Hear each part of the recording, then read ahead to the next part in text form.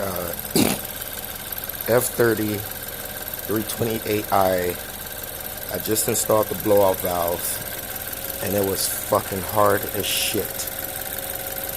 I mean, hard as shit. So it's down in here.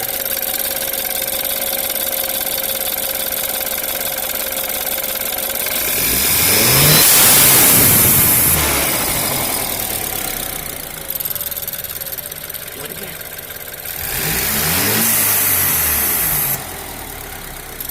I got the K&N drop-in filter, and everything seems to be working correctly.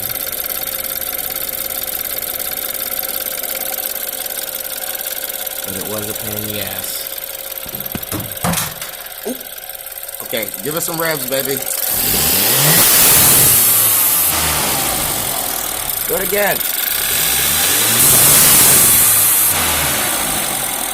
You can see the diverter valve opening and closing.